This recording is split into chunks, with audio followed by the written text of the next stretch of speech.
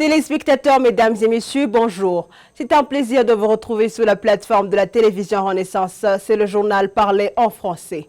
La coalition des avocats burundais qui aident les victimes des crimes du droit international se dit satisfait de l'avancement des dossiers des victimes dans différents cours internationaux. Maître Dieudonné Bachirahishize, le leader de cette coalition, encourage les victimes de se confier à eux afin de porter plainte et éradiquer l'impunité qui gangrène le Burundi depuis des années. Suivez Maître Dieudonné Bachirahishize. Pour ceux qui se sont confiés à nous au début, les dossiers ont déjà été adressés aux instances habilitées. Il y a notamment la CPI qui a été déjà saisie, surtout par rapport aux discours de la haine qui sont propagés par les ténors du pouvoir de Bujumbura.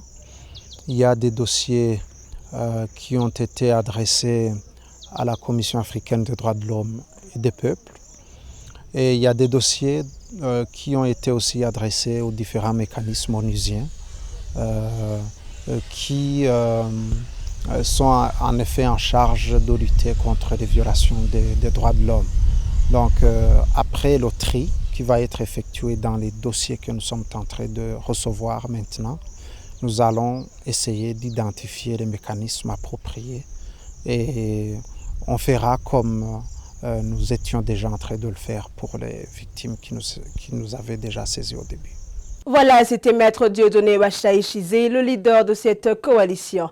Le RADEU, un parti proche du parti au pouvoir CNDD-FDD, désapprouve le rapport de la médiation burundaise et surtout en ce qui concerne la révision de la Constitution. Selon Jean de Dieu Mutawazi, président du dit parti, la Constitution a besoin d'être révisée car même ce dernier reconnaît des articles de sa révision.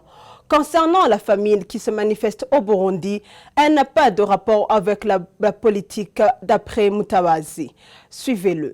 Vous savez que la médiation a donné comme avis qu'il ne faudrait pas réviser la Constitution, que ce n'était pas opportun. Mais nous, on pose la question, quand est-ce que ça sera opportun? Tout ce que nous demandons, et nous demandons à ce que les recommandations qui se sont faites au niveau de la CNDI de réviser la Constitution puissent suivre la voie légale, puisse suivre une procédure reconnue par la Constitution elle-même. Sinon, vous savez qu'il y a plusieurs dispositions de la Constitution actuelle qui sont devenues désuètes. C'est pourquoi nous demandons à tous les politiciens, à toute la classe politique, d'être courageuse et réviser ensemble la Constitution, plutôt, et demander à ce que, et s'entendre sur les dispositions pertinentes qui devraient être que le gouvernement et la Chambre et les deux chambres du Parlement peuvent réviser et que deuxièmement, il y ait une voie de référendum qui est aussi reconnue au niveau de la Constitution. Et enfin, vous avez entendu que dans le rapport de la médiation, on a parlé de la famine qui sévit au Burundi. Mais vous savez qu'à cause des changements climatiques, il y a eu une famine qui s'est déclarée dans la sous-région, ce n'est pas seulement au Burundi. Et nous sommes étonnés que la médiation veut donner un aspect politique à cette famine, qui par ailleurs n'est plus en train de s'opposer avec une grande acuité au Burundi, d'autant plus que la pluviométrie est redevenue presque normale aujourd'hui. C'est pourquoi les questions comme ça sont des questions que nous pouvons dire tendancieuses de la part de la médiation. Le changement des dirigeants de Sénared ne va en aucun cas influencer les négociations qui sont en cours car selon Mutawazi, Jean de Dieu, cette plateforme commence à manifester une faiblesse depuis que certains de ses membres se sont retirés. Encore une fois, Jean de Dieu Mutawazi. Ce n'est pas la première fois qu'on entend des propos comme ça, comme quoi le président Nkurunziza va briguer un 4e mandat. Moi, je pense que jusqu'à maintenant, le parti au pouvoir n'a pas encore déclaré celui qui sera son candidat en 2020.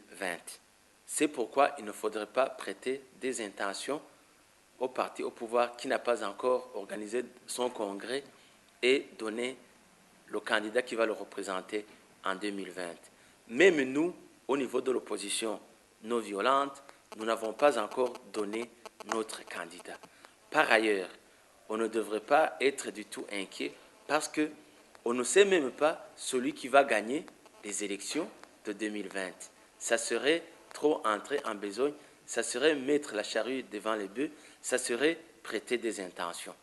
Donc c'est pourquoi les propos concernant l'hypothétique candidature du président Nkurunziza en 2020, ce sont des propos déplacés, ce sont des propos tendances. Vers la fin du témoignage du caporal-chef qui a échappé à la mort après son emprisonnement dans le cachot clandestin à l'intérieur du camp Moura, la victime cite un certain Terence, natif de la province Ruyigi, qui a été amené avec son ami dans ce cachot.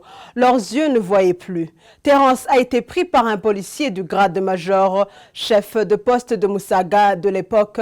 C'était vers 10 heures. Son ami lui a été extrait du cachot le lendemain vers 19 heures du soir. Tous ont été tués, suivant son témoignage. Irasyo barageza kumamwo ibintu by'imisenyi ntace ndavyanka karonka umama 500 hari abasuda babagira neza. Ils ont tenté de me faire manger du sable qu'ils mélangeaient avec du riz. Heureusement que j'avais des informations et je refusais de manger ce jour. À un certain moment, j'ai été oublié, comme ils avaient déjà remarqué que certains militaires sont au courant que j'étais dans ce cachot du camp Moura. Cependant, j'ai eu un autre jour très triste, c'était un dimanche, quand on a amené dans ce cachot 2 jeunes qui ne voyaient plus. Et j'ai reconnu un certain Terence de Ruyigi. J'ai été écœuré, mais j'ai dit à ces jeunes de rester tranquilles. Terence a été enlevé le lendemain vers 10 heures par un policier du grade de major responsable de la police à Moussaga. Le second a été enlevé un jour après. Ceux qui venaient de le prendre avaient des pistolets cachés. Jusqu'à maintenant, je n'ai pas les nouvelles. Enfin, l'auditorat militaire s'est saisi de son cas. Un lieutenant magistrat est venu pour l'interroger après 4 mois d'emprisonnement arbitraire. L'auditorat militaire a décidé de le transférer dans la prison centrale de Mhimba, mais le major Pascal alias Mababa s'y est opposé. C'est après 5 jours que l'auditorat militaire a décidé définitivement qu'il soit transféré. Le caporal est sorti de Mhimba après la décision du président en fin janvier 2017, mais il a fui après des menaces de mort à son endroit, lui proférées par les agents de renseignement qui craignaient qu'il allait divulguer les atrocités qu'il a assistées dans le cachot clandestin au camp Moura, un cachot contrôlé par le major commandant du camp, surnommé Mababa. On l'écoute encore une fois.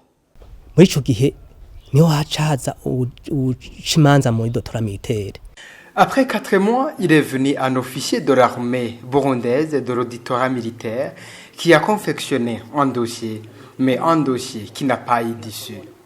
C'est après que l'auditorat militaire a voulu me faire sortir de ce cachot du camp Moura, mais le commandant du camp Moura a refusé que je puisse sortir.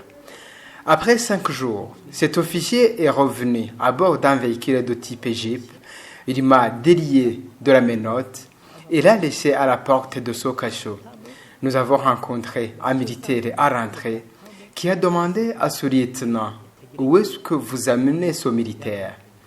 En fait, c'était pour savoir si on m'a libéré et il craignait que j'allais dévoiler ce que j'ai vu. Puis il m'a embarqué jusqu'à l'auditorat militaire pour faire mon dossier avant de m'acheminer vers la prison centrale de Mhimba. Je voyais la prison de Mhimba comme une paradis, tenant compte d'où je venais. J'y ai trouvé des jeunes qui ont été battus et ligotés. Là, j'ai été bien, sauf les séquelles des coups de mes côtes et des blessures qui faisaient mal au niveau de ma jambe. Ce qui me soulageait surtout, c'était d'échanger avec les autres prisonniers.